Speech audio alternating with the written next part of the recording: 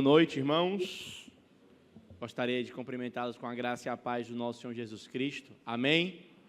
Gostaria de convidar os irmãos a abrirem a palavra de Deus para o Evangelho de Marcos, capítulo de número 8.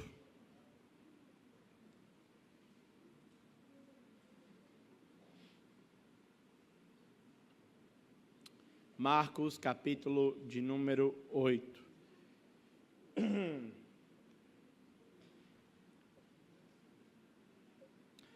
Há algum tempo atrás, eu estava almoçando com o meu pai. E para quem não conhece, uma das características dele são histórias engraçadas. Certo, nesse momento, então, ele falou de uma mulher que havia sofrido um assalto e reconheceu o seu assaltante pela roupa, pela a postura dele, e era filho de uma grande amiga sua.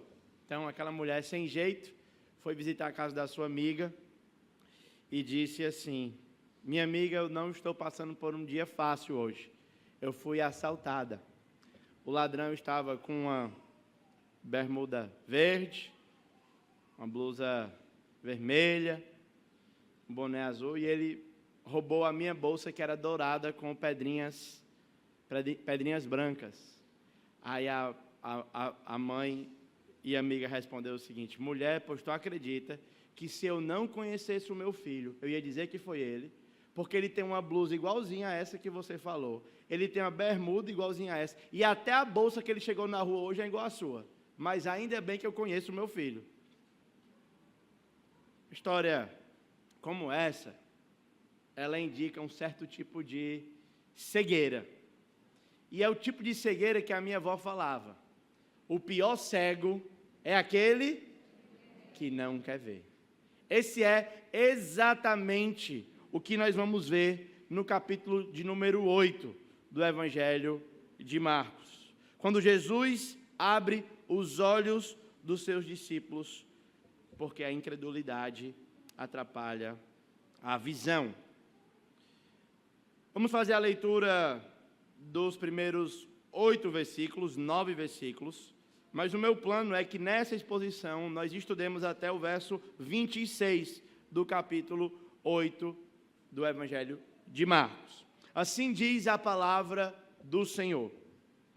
Naqueles dias, havendo muito grande multidão, e não tendo o que comer, Jesus chamou a si os seus discípulos e disse-lhes: tenho compaixão da multidão, porque há já 3 dias que estão comigo e não tenho o que comer. E, se os deixar ir em jejum para casa, desfalecerão no caminho, porque alguns deles vieram de longe. E os seus discípulos responderam-lhe: de onde poderá alguém satisfazê-los de pão aqui no deserto? E perguntou-lhes: quantos pães tendes? E disseram-lhe: 7. E ordenou à multidão que se assentasse no chão, e tomando os 7 pães, e tendo dado graça, partiu e deu-os aos seus discípulos, para que os pusessem diante dele. E puseram-nos diante da multidão. Tinha também uns poucos peixinhos, e tendo dado graças, ordenou que também lhes pusessem diante. E comeram e saciaram-se. E dos pedaços que sobejaram, levantaram 7 cestos. E os que comeram eram quase 4.000, e os despediu. Até aqui a leitura da palavra de Deus. O pastor Aloírio já orou, então nós vamos entrar aqui na meditação do nosso texto. Antes de entrar aqui nos versículos e explicá-los, quero lembrar para você o que é que está acontecendo no evangelho que nós temos diante de nós. Marcos está escrevendo para cristãos de Roma, e o seu objetivo é provar que Jesus é o servo de Deus, o Messias poderoso. Essa é a maneira pela qual o evangelho é dividido. Jesus é apresentado como aquele que não veio para ser servido, mas veio para servir e dar a sua vida em resgate de muitos. E esta porção que nós temos diante de nós é a última sessão do primeiro grande bloco do livro. O Evangelho de Marcos, então, é dividido do capítulo 1 ao capítulo 8, considerando a primeira parte dessa parte do ministério de Cristo. Ele veio para servir. E dos capítulos 9 em diante, fala do seu sacrifício. Ele veio para dar a sua vida em resgate de muitos. O grande ponto de tensão que faz essa mudança no Evangelho de Marcos é precisamente a compreensão que os discípulos têm a respeito de Jesus. O Evangelho, não somente Marcos agora, mas todo o gênero Evangelho, ele foi dado para nós, para nos ajudar a responder uma única pergunta: quem é Jesus? Essa pergunta, trazendo para os nossos dias agora, ela tem sido respondida pelos mais diversos grupos, e as respostas são as mais distintas. Se você for, por exemplo, para uma pessoa da nova era, dessa espiritualidade sem religião, ela vai tentar trazer Jesus para o lado dela. Se você for para um lado mais conservador, político, você vai ter Jesus sendo trazido para esse lado. Se você for para um lado mais progressista, você vai ter Jesus sendo levado para esse lado. Se você vai para a igreja católica, você tem um Jesus lá. Se você vai para os mormons, você tem Jesus lá. Se você vai para o islamismo, você tem Jesus lá. O ponto é que este homem nazareno, que viveu há 2000 anos atrás, ele é tão magnético que nenhuma religião, movimento político, qualquer narrativa, qualquer que seja, ousa rejeitá-lo. A grande questão que Marcos coloca diante de nós não são as possíveis respostas, mas o que ele de fato diz de si mesmo. E como cremos, o que ele diz de si mesmo não deve ser entregue às nossas próprias elucubrações, os nossos achismos, mas tem que ser visto a partir da palavra. E na palavra, no Evangelho de Marcos, ele é apresentado como Filho de Deus, como um ser divino que se encarna. Ele é apresentado como aquele que foi prometido no Antigo Testamento, como sendo o objeto das profecias do Antigo Testamento.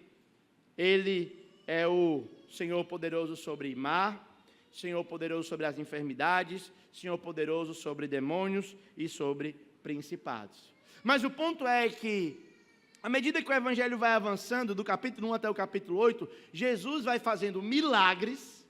Ele vai, nesses milagres, explicando um pouco de quem ele era, mas uma pergunta se torna comum: quem é este homem?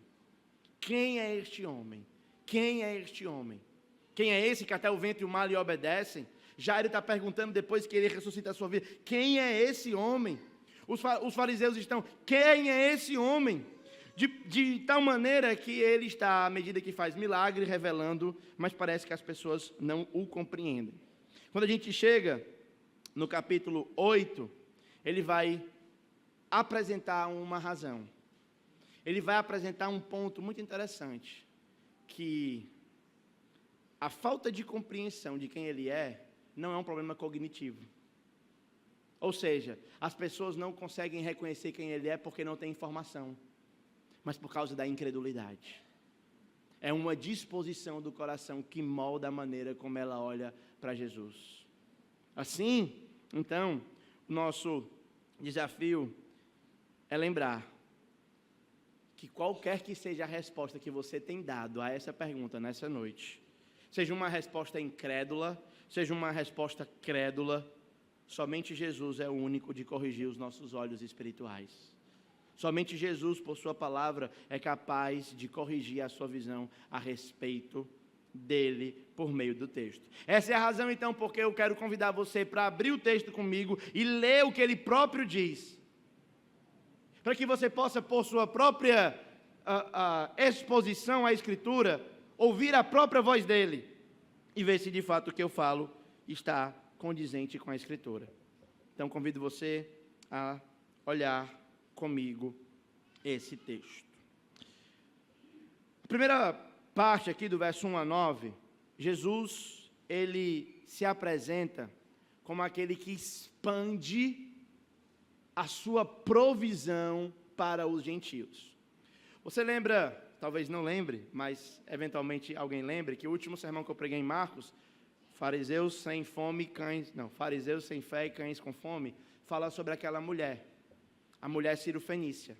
Ela é uma mulher, ela é Ciro-Fenícia, e Jesus fala por meio de parábola. A gente já sabe que parábola no Evangelho de Marcos é um meio de juízo. Algumas pessoas até não, ele falava com parábola porque ele estava facilitando o ensino. Mas em Marcos, Jesus dizer parábola, eu digo em parábola para que eles ouvindo não entendam, porque eu não quero que eles entendam por conta da sua incredulidade. Então, essa mulher vem como uma aparição no Evangelho e ela assusta todo mundo. Porque Jesus diz para ela, eu não posso tirar o pão da mesa dos filhos e dar para os cachorros. Isso é uma parábola, ele não está chamando aquela mulher de cachorro, literalmente. É uma figura de linguagem. Que até então os discípulos não entenderam e os fariseus não entenderam. Mas aí vem uma mulher e diz o seguinte, mas os cachorros comem das migalhas que caem da mesa. Ou seja, ela entendeu. E agora então ele está expandindo o que ele começou para aquela mulher, para uma multidão. Marcos diz que essa multidão veio de longe. Não era uma multidão de judeus, mas uma multidão de gentios. E se na primeira multiplicação ele se igualou com Yahvé, inaugurando o novo êxodo, multiplicando pães e peixes para judeus, agora ele faz uma segunda multiplicação. E o alvo dessa multiplicação é para gentios. Ele está expandindo a barreira da sua fé. E nesse sentido, meus irmãos, a gente precisa entender que a provisão que Jesus tem para oferecer, ela não pode ser restrita a um grupo étnico, social ou qualquer que seja a ordem. A oferta de salvação e a oferta de provisão está disponível para todos. Eu não sei se todos sabem, mas se Deus permitir, em setembro eu estarei indo a Israel para estudar sobre a arqueologia bíblica. E um dos lugares mais legais que eu estava querendo conhecer era o Santo dos Santos. Mas está o Domo da Rocha, então eu estava estudando maneiras, inclusive, não é possível que o governo ache isso, né? Eu estava estudando maneiras de entrar no Domo da Rocha para mim poder tocar no Santo dos Santos. Eu encontrei um canal de uma youtuber que conseguiu entrar no Domo da Rocha e ela é judia. Aí ela disse assim, aqui é o Santo dos Santos, mas por uma questão de minha convicção eu não vou gravar, porque na minha convicção só se pode entrar uma vez por ano e é só o sumo sacerdote. Aí eu fiquei pensando, aí eu fui ler Efésios, e quando eu estava lendo em Efésios, logo após assistir esse vídeo, o texto diz, ele quebrou a barreira da separação, e agora eu posso ir no monte, nesse aspecto de modo figurado, e contemplar. Mas se fosse há 2.000 anos atrás, ou há 3.000 anos atrás, na época de Davi, eu nem entraria no átrio. Mas agora, com a vinda de Cristo, e a inauguração, a inserção dessa mulher, ele está expandindo e oferecendo salvação para todas as pessoas. Gentios, brasileiros, nordestinos, cearenses, pessoas de boa família, pessoas de família quebrada. Ele convida a todos a provarem do seu banquete. Ele convida a todos a comerem do pão da vida. Ele convida a todos sem exceção. E ele diz, vinde, vinde a mim todos vós. Todos vós. Se você está aqui nessa noite e ainda não o recebeu como o Senhor e Salvador da sua vida, este convite está estendido a você. Venha a Cristo em arrependimento de pecado e fé, para que Ele o aceite em seu reino. Mas a principal lição aqui tem a ver com a incredulidade dos discípulos. Jesus, cheio de compaixão, no verso 2, ele diz, se eu deixá-los ir para casa, eles desfalecerão no caminho. E os seus discípulos responderam, de onde poderá alguém satisfazê-los de pão aqui no deserto? Meus irmãos, observe que Jesus, há pouco tempo atrás, já havia feito o mesmo milagre, no mesmo contexto e na mesma circunstância. E o que Marcos está querendo mostrar é que a simples pergunta que os discípulos fazem, ela mostra uma total descompreensão de quem Jesus é. Essa, muitas vezes, é o lugar em que nós nos encontramos. Algumas perguntas que nós fazemos, elas já começam erradas. porque nós não compreendemos quem Jesus é. E ele ordenou então a multidão que se sentasse no chão, tomando os 7 pães, tendo dado graça, partiu. E observem que a semelhança de frases, de palavras, com o texto da ceia. Eu não penso que essa semelhança aqui ela é acidental, eu não quero trabalhar muito isso aqui, mas eu quero só provocar você depois a olhar isso aqui. Olhe como isso tem uma semelhança. E não quero que você pense que isso é um mero acidente. Tá? Então ele diz, tomou o pão e deu aos discípulos para que pusessem diante dele, e puseram diante da multidão. Tinha também uns peixinhos, comeram insaciados, comeram e saciaram-se, e dos pedaços que sobejaram levantaram-se 7 cestos. E os que comeram eram quase 4.000, e então os despediu. Aí ele segue, Marcos segue, e agora ele vai falar dos fariseus. Mas observe bem que Marcos ainda não vai deixar esse fato aqui sem explicação. Ele vai voltar, porque os discípulos não entenderam isso. Mas antes disso, ele vai colocar uma narrativa dos fariseus. E ele diz o seguinte: e entrando logo no barco com os seus discípulos, foram para as regiões de Dalmanuta, que ninguém sabe onde é. Alguns acham que é Magdala, mas não tem informação sobre isso. Então, eu não quero gastar tempo com isso. Saíram os fariseus e começaram a disputar com ele, pedindo-lhe para o tentarem, um sinal do céu. E suspirando profundamente em seu espírito, disse: por que pede essa geração um sinal? Em verdade, vos digo, que a esta geração não será dado sinal algum. E deixando-os, tornou a entrar no barco e foi para outro lado. E esqueceram de levar o pão no barco e não tinham consigo sequer um pão. Então, os fariseus aqui aparecem. E para isso você precisa lembrar da primeira aparição dos fariseus em Marcos, no capítulo 2, logo quando ele termina de curar o paralítico. Vocês lembram quando ele cura o paralítico, os amigos vêm, destelham a casa, aí ele diz que é Deus, o pessoal sai dali querendo matar ele. Aí eles voltam para Jesus e agora diz assim, me dá um sinal, queremos ver um sinal. Jesus disse, nenhum sinal será dado a vocês. Muito interessante pensar sobre isso. Que quando a gente olha, né, eu me lembro que quando eu era adolescente, aí ia sair a lista de convocados para a seleção cearense de 2012, de futsal, e eu estava brigando por uma vaga. Aí eu disse assim, Deus, se tu existe mesmo, meu nome vai estar na lista. Se não tiver, é porque o Senhor não existe. Me dá um sinal. Me dá um sinal. Eu estou contando essa ilustração por quê, meus irmãos? Porque algumas vezes, o nosso anseio de ver realidades espirituais, de ver sinais, de ver curas, de ver maravilhas, no final das contas, está revelando um coração incrédulo. Faz um sinal, derrama fogo, cura enfermos, ressuscita mortos, dá vista ao cego, faz aleijado andar, porque eu quero ver. Eu quero ver um anjo, eu quero ter uma visão do fim, eu quero ver um negócio assim que vai chacoalhar a minha vida. Me dá um sinal. E algumas vezes o seu anseio, o meu anseio, por ter experiências místicas e espirituais, no final das contas, só esconde um coração incrédulo. O texto é muito claro. Verso 11.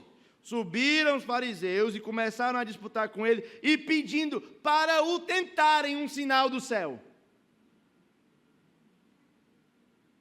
O que eu quero dizer com isso, meus irmãos, é que a vida cristã, ela se torna mais espiritual quando ela é comum. O Evangelho, ele se encarna na sua vida quando você não precisa ver defuntos ressuscitarem para perdoar aqueles que lhe feriram, para se arrepender do seu pecado e se santificar. Digo mais. Muitas vezes, pessoas na Bíblia que viram manifestações estrambólicas do poder sobrenatural de Deus, que viram um sinal, permaneceram incrédulos. Em Atos capítulo 2, o Espírito Santo desce sobre a igreja. Línguas como de fogo são distribuídas, cada um começa a falar da grandeza de Deus e os outros ouvem na sua própria língua. Um milagre muito grande, reversão de Babel, cumprimento e inauguração da nova aliança, cumprimento de profecia. Mas o que é que os homens ao redor fazem? Estão bêbados. Quando é que aqueles que acusavam os discípulos de serem bebarrão se voltam para Cristo? Quando Pedro se levanta e com a palavra aberta lhes explica a Escritura. Talvez a coisa mais espiritual que pode acontecer é você abrir a sua Bíblia, estudar ela, entendê-la, aplicar na sua vida. Você pode ter mais benefício de um simples devocional do que testemunho de uma ressurreição na sua vida. Mande-nos um sinal. Fazem isso para tentá-lo. Fazem isso para esconder a incredulidade do seu coração. Eu quero andar no sobrenatural. Uma pessoa chegou para mim e disse: você está desconectado com o sobrenatural. Eu disse: meu irmão, eu me ajoelho para um homem que viveu há 2 mil anos atrás na região de Nazaré. Existe coisa mais sobrenatural do que isso? Por causa desse homem, quando alguém me faz um mal, eu sou obrigado a perdoar, mesmo não querendo.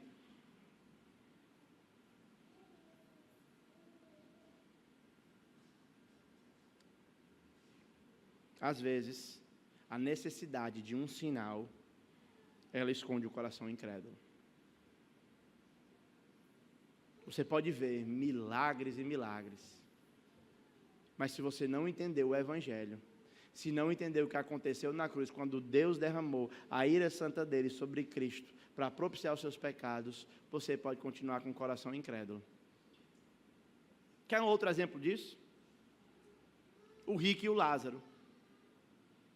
O que é que o rico diz quando está lá no inferno? Pai Abraão, permita que eu volte. Porque se eu voltar, eu vou dizer assim: meus irmãos, é o seguinte, pessoal, morri, fui para o inferno, o lugar é pior do que vocês imaginam. Arrependa-se e crê no Evangelho. Não, vá para Cristo, creia em Cristo, porque de fato as coisas existem, são realidades espirituais. Se vocês fizerem assim, vocês não vão para lá, vocês vão para o seio de Abraão. Qual é a resposta de Abraão? Ele já tem a lei e os profetas. Ou seja, na mente de Abraão, inspirado pelo Espírito Santo, conforme registrou o evangelista, é mais benéfico alguém ler a lei e os profetas do que um defunto vir e mostrar para ele que o inferno existe. Nessa noite, vocês não verão o defunto. Pelo menos até o final do culto eu espero que não aconteça. Mas nessa noite vocês verão a palavra de Deus sendo explicada. E isso é mais sobrenatural do que uma ressurreição. E olha a resposta de Jesus no verso 12. Irmãos, hoje à tarde eu estava relendo aqui o texto. Eu dei tanta risada lendo o verso 12. Olha o verso 12. Quando os fariseus vieram e disseram assim: me dá um sinal, Jesus fez assim. Ele revirou o olho, assim, de novo.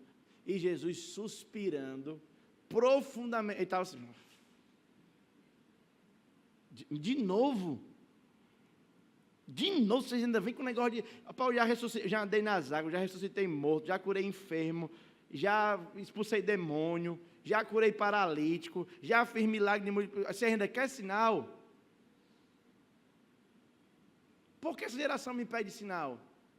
Em verdade vos digo que a essa geração não será dado nenhum sinal. E aqui é a ironia do texto, porque não dar sinal é um sinal.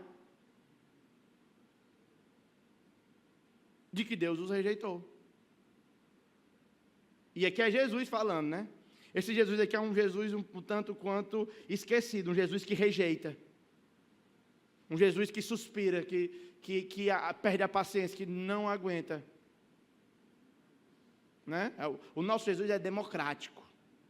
Ele ama, o nosso Jesus, que eu digo Jesus pós-moderno, ele é democrático, ele ama indistintamente. Que a pessoa faça o que ela quiser, ela não precisa de transformação, ela vai vir, vai ser... E não tem problema. O Jesus bíblico, ele diz, não vou dar sinal, e outra, ele ainda suspira.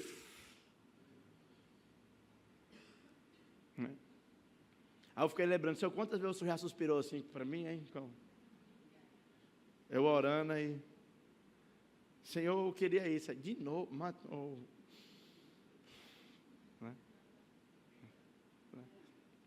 Os pais aqui, eu não sou um pai tão experiente quanto eu gostaria, ainda. Nem pela quantidade, nem pelo tempo. Mas às vezes acontece uma coisa, diz assim, de novo, aí a gente dá aquela... Já sei o dia que ele vai chegar, né? Então, aqui Jesus está dizendo isso, olha. Haverá um tempo, irmãos, em que esse padrão que foi manifesto para os fariseus, será o padrão para toda a humanidade. Hoje, nesse atual momento, as portas da misericórdia estão abertas para todos aqueles que nelas se refugiarem. Mas haverá um tempo em que as portas serão fechadas e que o Jesus que vem a nós hoje com misericórdia, ele virá com ira e justiça. E nesse dia, meus irmãos, nesse dia, não haverá mais solução. Talvez você não esteja vivo até lá. Talvez você não tenha os seus dias prolongados na terra. Talvez eu não tenha. Por isso que o chamado da graça para você nessa noite é: arrependa-se hoje. Há uma canção da harpa que diz uma coisa muito legal. Eu gostava dessa canção. Eu não vou arriscar aqui cantar, porque como os irmãos sabem, eu só canto em grandes ajuntamentos.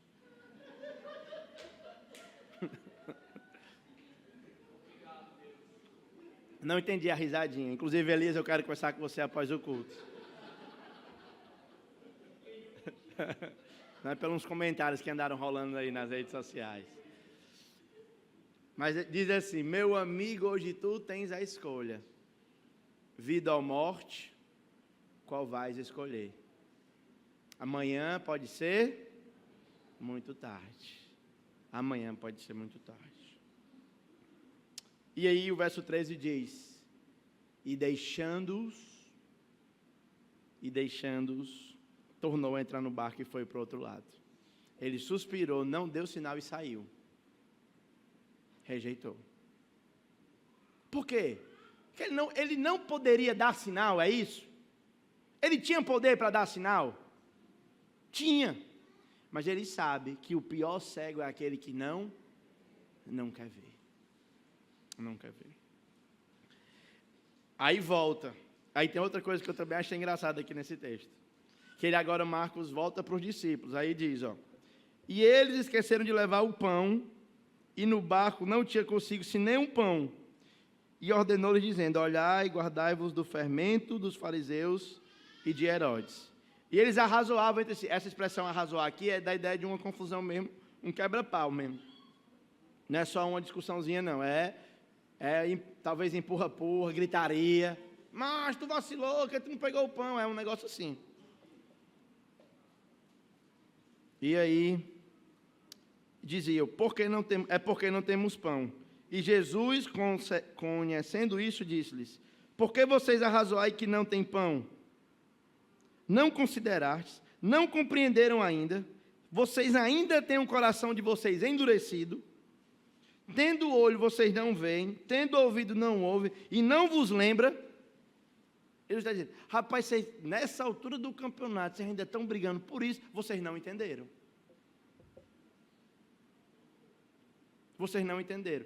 A mulher cirofenícia entendeu em um único momento de encontro com Jesus. Eles estão andando 3 dias, 3 anos, dia a dia, vendo milagre, Jesus explicando o milagre, e eles ainda não entenderam.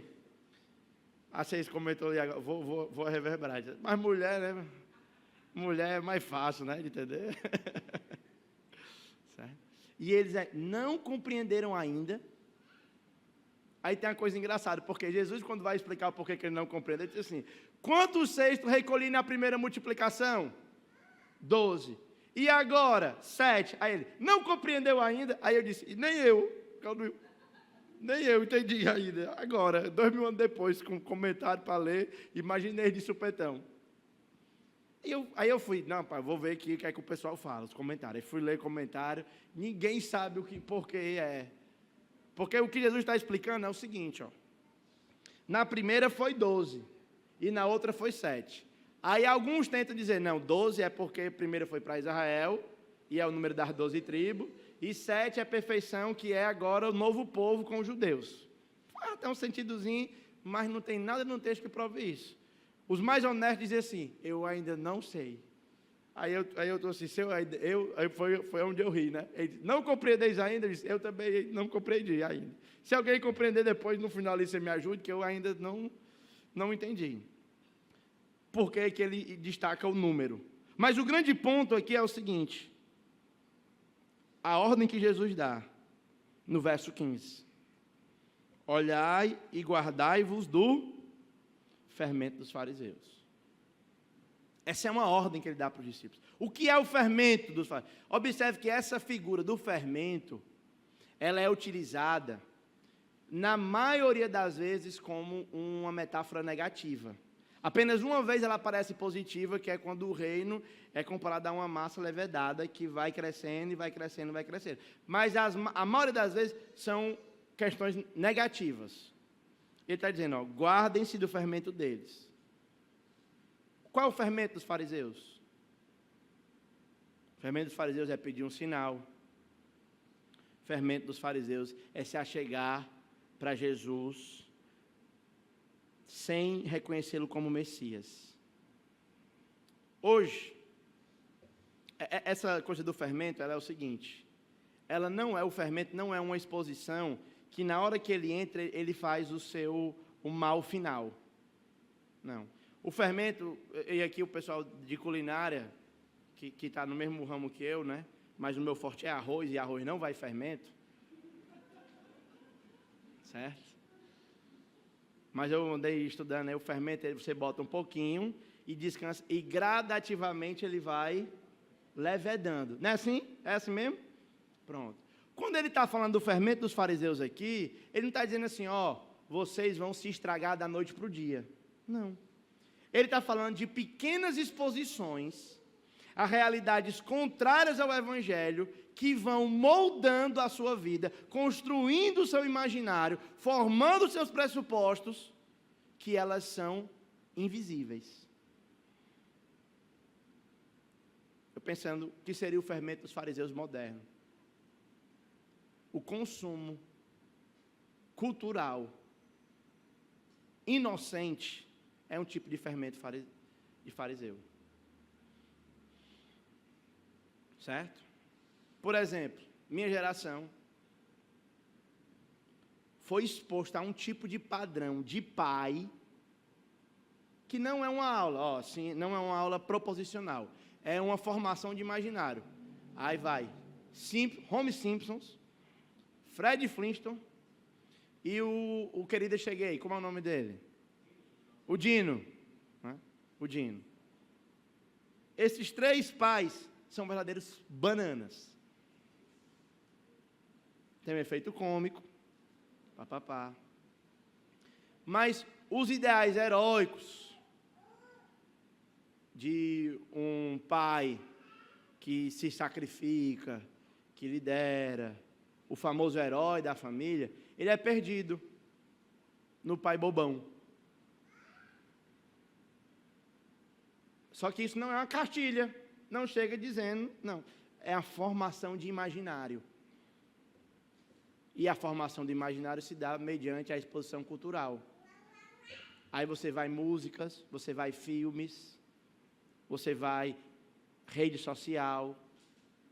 todas essas coisas, se você as consome inocentemente, sem critérios, elas formam a sua visão da realidade. Aí, por exemplo, estoura aí a sofrência, né?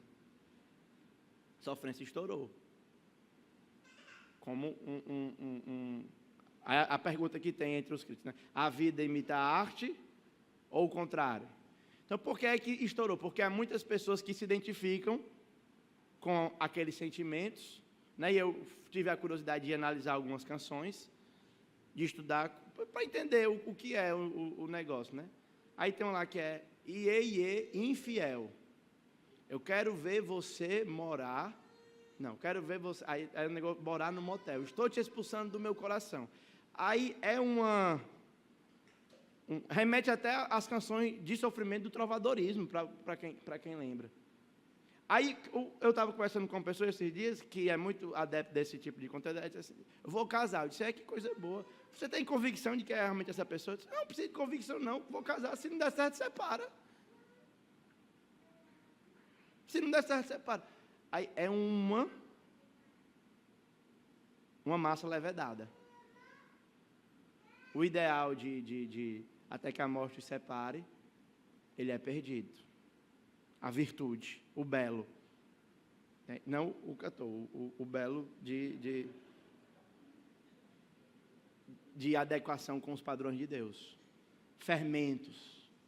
Então, o que é que eu quero dizer com isso? Que você deveria ser um eremita e morar no mosteiro e se ofuscar de todo produto cultural existente? Não, não é isso. Mas o que eu lhe convido é uma reflexão crítica daquilo que você consome. Os filmes, todo filme, toda música, toda poesia, todo jornal, toda narrativa, ela apresenta uma visão de mundo. E que se você não for consciente, não souber interpretá-la, você vai ser uma massa levedada. O fermento dos fariseus está levedando a massa toda. Última seção aqui do nosso texto. Verso 22. Chegou a Betsaida e trouxeram-lhe um cego e rogaram-lhe que lhe tocasse nele. Eita, que foi outra coisa que eu ri lá no texto também, que esse milagre aqui ele é curioso, no mínimo.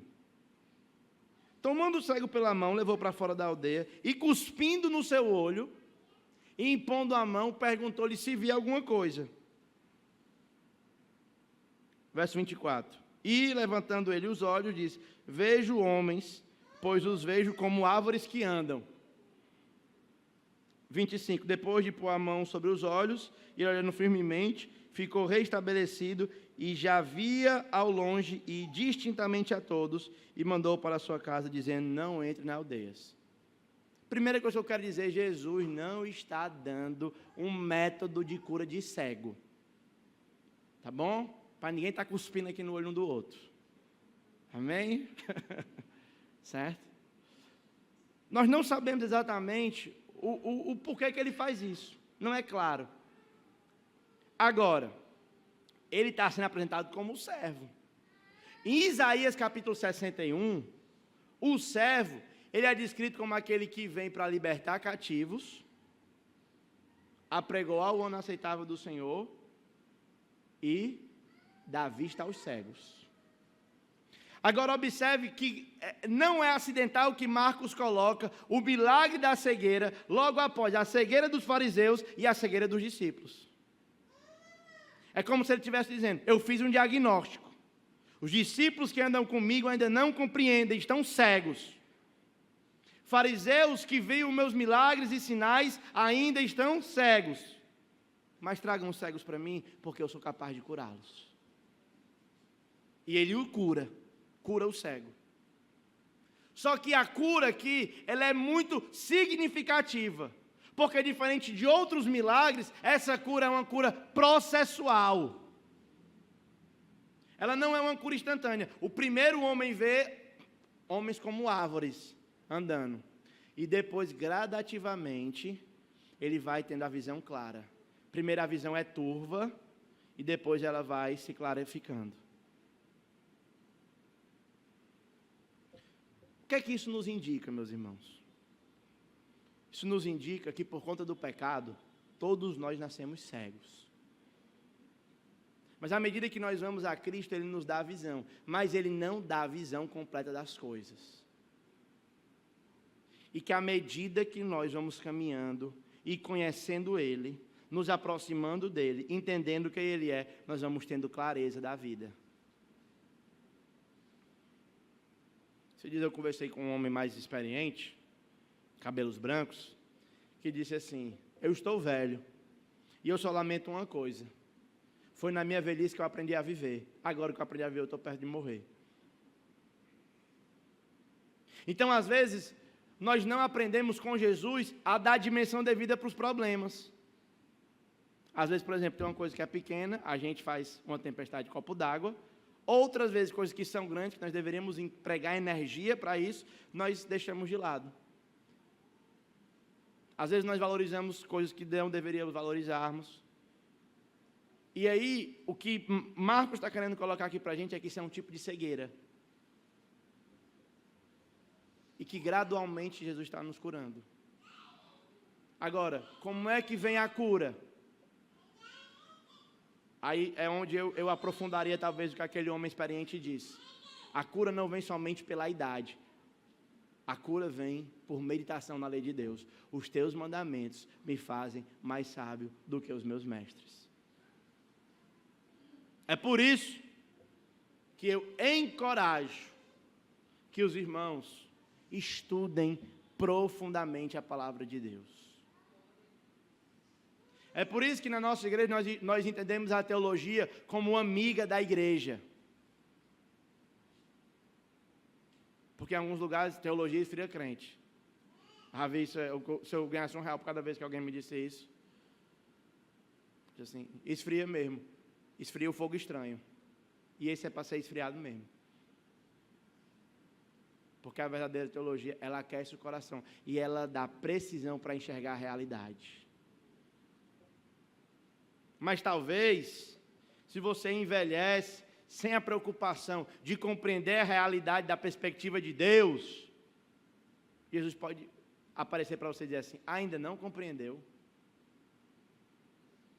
Tanto tempo, ainda não compreendeu. Veja que em Hebreus capítulo 5, ele enfatiza essa realidade.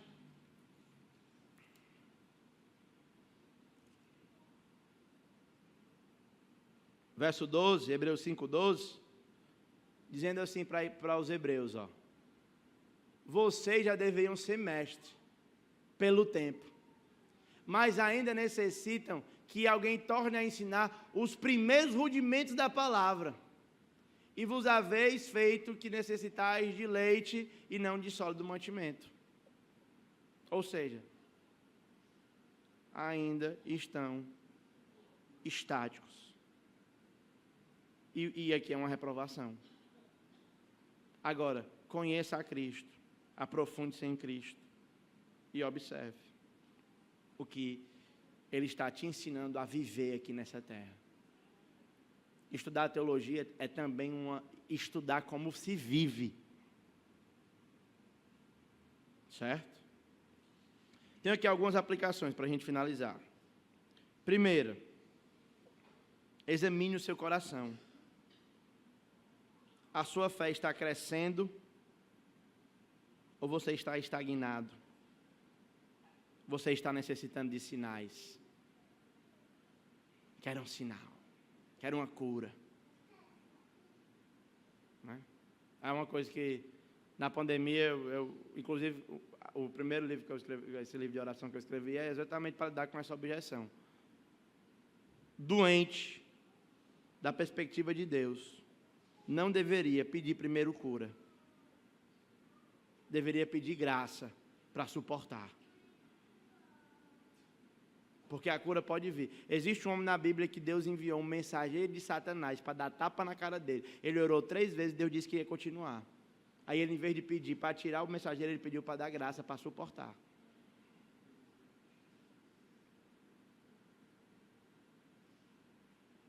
Você tem usado a dificuldade da sua vida para aquecer em graça? Ou é só alívio que nós queremos? Talvez o alívio pode te roubar a lição que somente a dor traz. Os mais belos hinos e poesias foram escritos em meio à tribulação. As melhores aulas que alguém um dia já deu foram na escola do deserto. Vocês conhecem aquela música It Is Well? Como é It Is Well? É tudo bem com Jesus. É? Tudo bem, sou feliz. Tu tá rindo de que, Laís? Aí ele compôs aquela canção quando perdeu esposa e filhos e tudo que tinha. Aí ele disse: vai tudo bem com a minha alma. Vai tudo bem com a minha alma.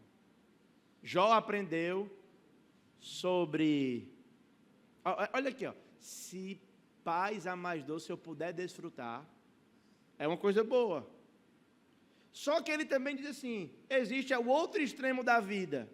Se dor a mais forte eu sofrer, ou certo, ou seja o que for, tu me fazes saber que feliz que Jesus sempre sou. Ou seja, quer pela vida, quer pela morte, quer pela paz, quer pela dor. It is well. Sou feliz, está tudo bem. Tudo bem com a minha alma. Tudo bem com a minha alma. Porque em Jesus. Então a pergunta é: você quer sinal, quer cura, quer alívio? Ou pode usar o sofrimento para crescer? Segundo, Deus ainda continua providenciando em situações onde os recursos humanos estão escassos. São escassos. Teve uma canção aqui que os irmãos cantaram no Ministério de Louvor, do Irás prover de novo. Tem uma canção que vocês cantam, né? Aí na primeira vez que cantou, disse assim: se cantar mais 2 vezes eu viro pentecostal. Não, brincando, não viro não. Mas a provisão, irás prover, Ele é o provedor. E no deserto, quando faltava recursos e escassez, Ele cuidou de uma multidão. Ele pode cuidar da sua vida também. Terceiro, existem algumas pessoas que são cegas espiritualmente. E a cegueira espiritual é porque o pior cego é aquele que não quer ver. Portanto, arrependa-se do seu pecado. Fuja dos fermentos da sua vida que tem levedado a sua alma. Alimente-se de virtudes bíblicas para que a sua alma esteja sempre nutrida com as verdades do Evangelho. E confie que mesmo nos tempos difíceis, Jesus é capaz de prover o milagre da cura. Talvez sua visão ainda seja turva. Nós temos diferentes fases da vida cristã aqui, muito legal. Tem pessoa aqui que já está caminhando com Jesus há muito tempo. Tem pessoa que começou um dia desse. Pessoa que está um dia desse, mas está crescendo. Tem pessoa que está há muito tempo que ainda está meio estagnada. Tem pessoa que está no meio do caminho. Muitas fases da vida. Independente de qual seja a sua, venha a Cristo. Ele pode transformar árvores em gente na sua visão. Gostaria de finalizar orando com vocês. Orando com vocês. É um sermão simples, sem muita modulação de voz, né? Mas uma reflexão que eu convido você a fazer profundamente. Será que a cegueira na sua vida, ela é por falta de sinais? Certamente não. Os sinais estão aí. Quer ver uma coisa? Olha aí para esse pessoal aqui, ó. Aqui eu tenho uma posição muito privilegiada, gente. Vocês para mim são sinais. Sinais de Deus, do poder de Deus. De conversão, de cura, de restauração, de perdão, de transformação de vida. Aqui é uma visão privilegiadíssima. A gente não precisa mais de sinais. A gente precisa abre os meus olhos para ver. Oremos. Amado Jesus, nós estamos diante do Senhor para te pedir, ó Pai, abre os nossos olhos. Nós queremos ver o Teu Filho, queremos ver a Ti mesmo, Senhor Jesus. Queremos conhecer o Senhor e queremos enxergar toda a realidade a partir dos princípios revelados na Tua palavra. Dar-nos essa graça, Senhor, em nome de Cristo. Amém, aleluia, amém. Deus abençoe, meus irmãos.